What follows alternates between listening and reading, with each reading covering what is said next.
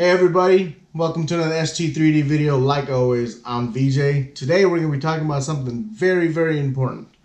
Whether you've been printing for 20 years or 20 minutes, you're going to run into this problem. What is it? Failed prints. I was working on this bad boy for about 4 days and I ran out of filament. By the time I got home, my nozzle was hovering about 3 inches above. Rookie mistake? Yes, I know, but it happens to everybody. So if you have experienced this, failed prints, I'm going to show you how to save it, because 4 days of printing is not that easy to just throw in the trash.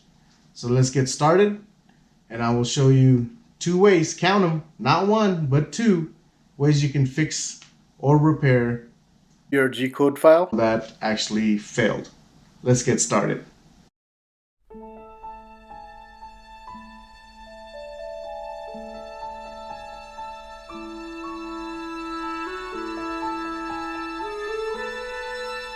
Alright guys, before we get started, just to give you a fair heads up, this is going to be a detailed video, so I'm not going to really edit as much as I normally would. But for those of you that don't want to sit here and watch the whole video and just want to understand what I'm doing, I'm going to summarize it for you right now. There is only one requirement for option 1 that we're going to be doing right now, is once your print is on the bed, regardless what kind of surface you're printing on, the only requirement is from the time it failed to the time you're going to resume the print, which I'm going to show you how to do.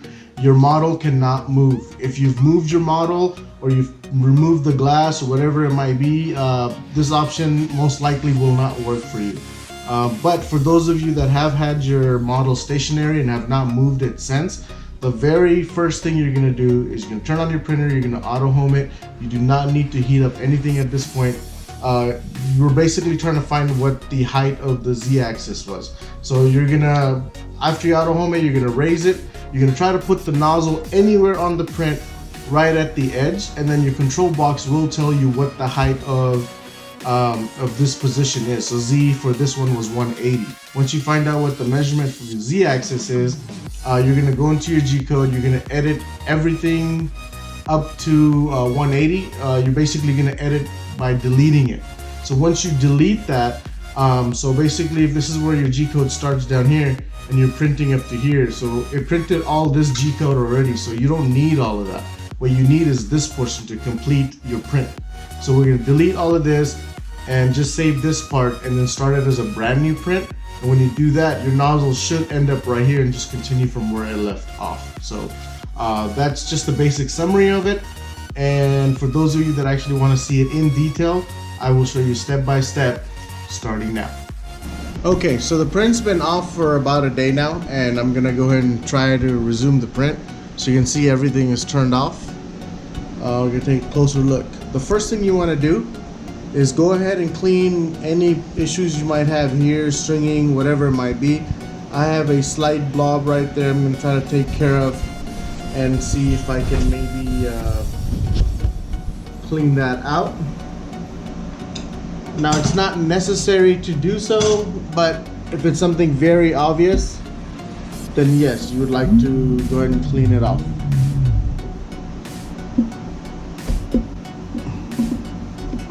So I'm just gonna try to make it straight flat, and that should be it. I don't see any other problems that need to be addressed at the moment. So with that said, we're gonna go ahead and move on to the next part. So I'm gonna tell you what we're gonna do and explain why I'm doing it. So first thing we have to do is, of course, auto home to make sure all the accesses are in the correct spot. And once it's there, then from there you can measure exactly where your print stopped. Okay. The reason we want to get the Z height on this is because that's where we're going to resume our print from. And I'll show you how to do that in a little bit. Now, when you have a small print like this one, when you auto home, basically the model is going to go right under the X axis, so that's not going to be a problem. But for those of you that had a big print interrupted like this one, unfortunately you can't auto home here because mine is right at the edge, as you can see. So when the X axis actually goes down, it hits that piece right there, and what ends up happening is it's going to crush my model. So because of that, I had to actually unclip the glass a little bit and move it forward. Now when I resume the print, there is a slight chance that not everything's going to line up the way it was unless I get this glass exactly where it was. Unfortunately, with big prints, that's the only thing I can think of in this way to resume it. So we got everything cleaned off. Let's go in auto home and see if we can continue our print. Alright, so at this point I'm just gonna go ahead and do auto home, and like I said, it's not a big deal because the print is so small. So to do that, go and press on the button. If you have the CR-10, go to prepare and just click on auto home. Alright, once you do that, you want to go and find out exactly where you left off. So let's go ahead and move the axis. Let's go ahead and start with Z. Now it's very important, guys, that you understand once you auto home it and you move the axis to find the point, do not turn it off until you find that exact point, okay? So I'm going to raise my Z, then work on my Y. And it doesn't matter what part of the print you go to. At this point, you're just trying to find the exact spot.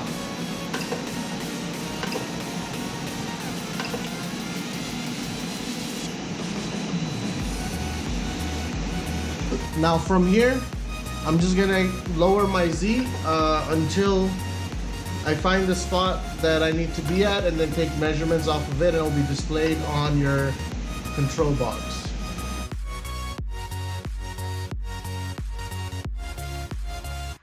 Something you can do to help you out, go and use a piece of paper if you want. Just stick it between the model and the nozzle. As you can see, I can move it, so this is definitely not the spot that it stopped at. And try to go down to 0.1. This way you don't move too much at one time.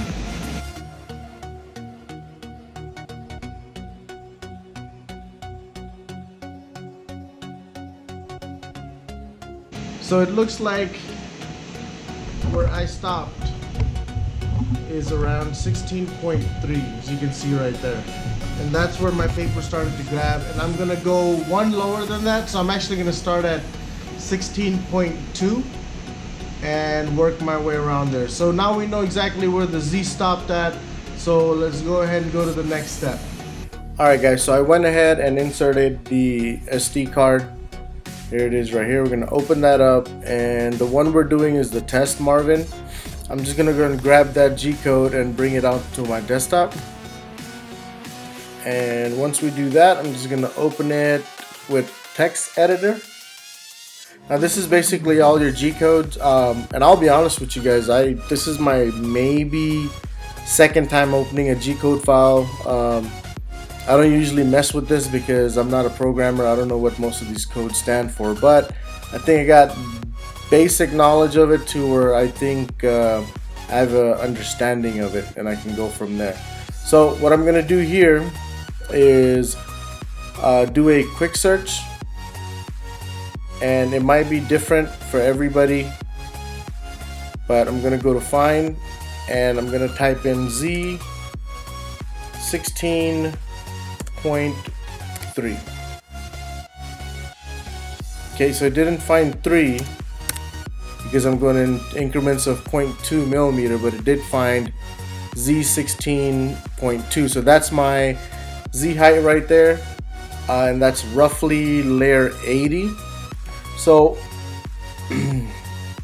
keeping that in mind, I'm going to show you the second option of how we can do this and continue from there for the second part. So just remember, write this down somewhere. You got layer 80, and that's where 16.2 basically started. But for what we're looking to do is we're going to take all of these and just highlight everything.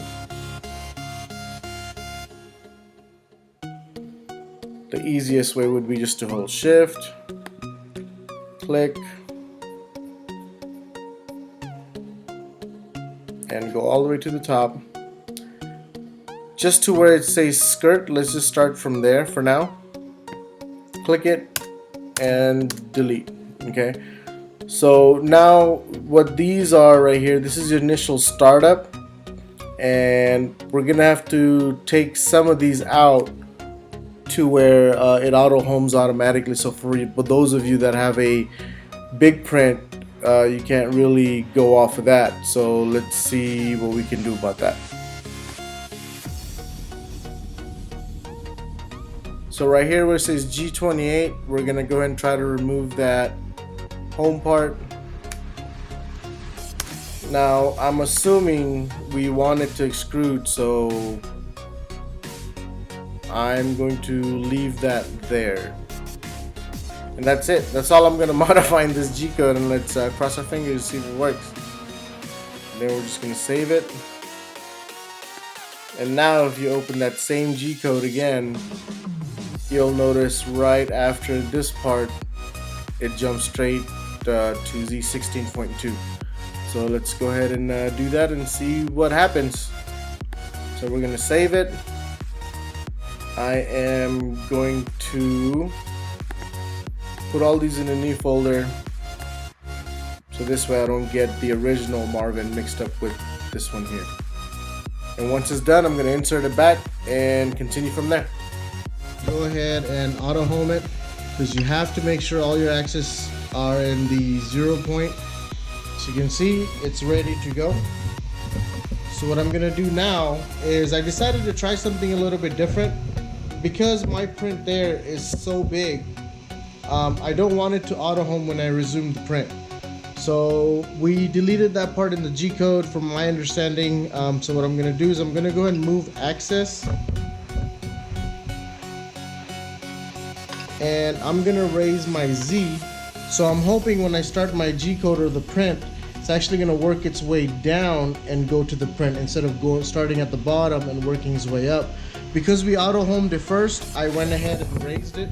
So the printer knows exactly where I'm at. I'm at 72 right now. So what I'm going to do is I'm going to go ahead and manually preheat PLA.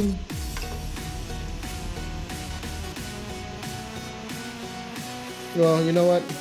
I'm going to do it my way. We're going to go to control, temperature. Going to do the bed first, make it at 65. Now, just to let you guys know, for this particular video, guys, I did use tape and I did use glue, and that's why my model is still sticking. For those of you that print straight on glass, hopefully your models did not fall off. If it did, I'll show you in option 2 how to find out exactly where it left off, and maybe you can print the other half and glue it together, and we'll see what happens. So I'm gonna let this heat up. I'm gonna get the bed going, and then I'm gonna come back and do the nozzle, and then we'll prime it and we'll see what happens. So we're almost there at the desired temperatures that we want. So what I'm gonna do is I'm manually going to just go and feed some filament through, just to make sure my nozzle is primed and it's ready to go. I'm gonna wait a little bit till the excess filament comes out, and then we'll go from there. Alright guys, just a side note, go ahead and heat up the nozzle and the bed first, then feed the filament through. Once you do that, then go ahead and auto home it, and then raise your axis from there. Alright, so it looks like everything's good. I'm gonna go ahead and resume the print from a higher Z axis to see if it comes down to the print, or will it actually home first and then go from there. So I'm hoping it doesn't go down and home again, because I'll have a problem with the other print that I'm trying to fix. So while that's happening, we're gonna go and just make sure that we got all the filament off and that it was primed nice and proper, which it looks like it was. And what I'm gonna do now is go and hit resume, or not resume, but start the print, and we'll see what happens.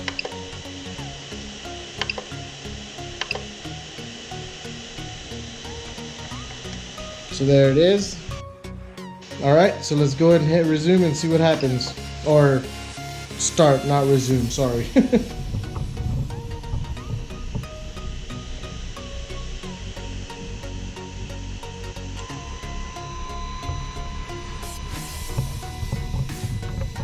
Only thing I'm concerned about, guys, one is the filament, two, making sure it starts from the right point.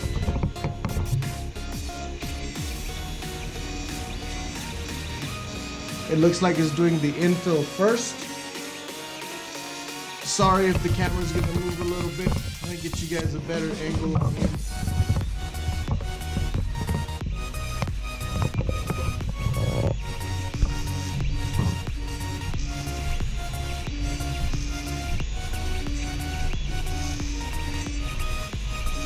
It looks like it worked. It looks like it's starting from where it did, and it didn't home. It's actually continuing from where it left off, I'm hoping. And I'll go and put time lapse on so you guys can see what the end product looks like.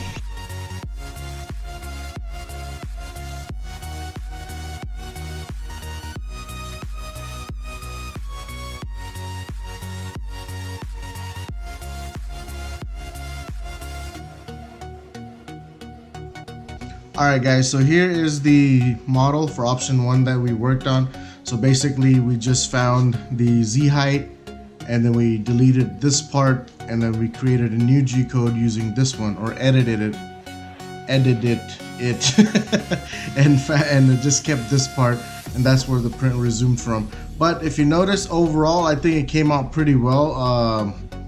Something that could save your print for those of you that have been printing a model for days and just the top portion or bottom portion was missing, or just a little bit to go. Instead of throwing it away, you can resume it and get it going. So the only issue here is right here, you see a little blob, and I think that happened because that's where the printer started from. So it extrudes as it goes to here to start, and that's what that is. But if you notice, there's also a very small line or a seam for this layer. Now it's not a layer shift, it actually started exactly where it was. It did not do a layer shift, let me be clear about that.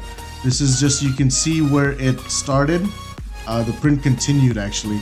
So this is the original G code, and we then modified it to take this part off and only printed that part. So you can see overall I'm actually happy with it, very happy with it actually. This will save a lot of people a lot of time and a lot of filament. So this was option 1, guys. Now what we're gonna do is go ahead and try to do the same exact thing with this model here, and we'll see how it works. But like I said, on this model I actually did move the glass around, so I don't know if it's actually gonna work properly or not, but we'll give it a shot and see what happens. Alright, so I got the new filament fit through, and this one's blue, so we can actually see a difference on the print of where it started. And I got it already primed. Just gonna go ahead and auto home it now, and then raise it to a little bit higher than what my Z-axis is supposed to be. Edit the G code and get it started, and we'll see what happens.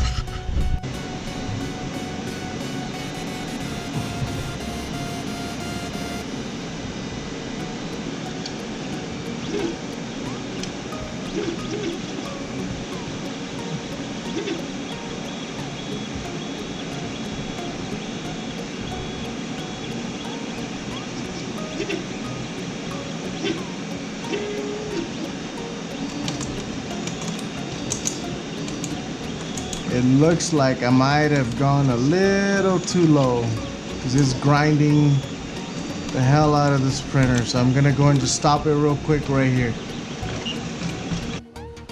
Alright guys, so unlike the Marvin success that we had, I did not have the same luck with this one. Like I said, it's because I ended up moving the mirrors around. So I wasn't able to find the exact position. So if you notice, I switched up the filament to print with a different color, and if you notice right there, the blue filament, which is the new one, actually came on the outside, so I wasn't able to line that up perfectly. And if you notice on the inside, that the lines here are being made on the inside, so everything basically was shifted this way. So I needed to move my print that way, but unfortunately I couldn't figure it out exactly what it was, because I needed to move this out of the way so my Z-axis could auto home. But that's why we're gonna try option 2, try to reprint or try to first slice this model at this point and then reprint it and then glue it on top, and we'll see what happens. So alright guys, so that was option 1. I hope you found that helpful. Unfortunately, I'm not going to have enough time to do option 2 today, so I'm going to have to put that in another video. But I hope you guys, for those of you that have not moved the model, the only requirement for option A, like I said earlier, hopefully you resumed your print and it continued from where you left off and you didn't have any issues. Hopefully G-code editing wasn't too much. Like I said, I'm not tech savvy guy, but from the basic understanding of what I saw in the G-code, it's pretty simple in my opinion to edit. So I hope option one worked for some of you.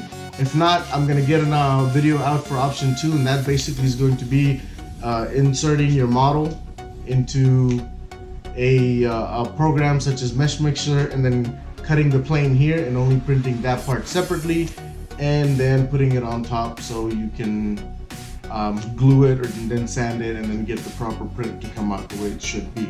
So with that said, guys, again, I hope you found this video helpful. If you liked it, give it a thumbs up. If you didn't, give it a down. You know, it is what it is. If you want to see more new content, go subscribe to the channel. And like always, guys, good luck and happy printing.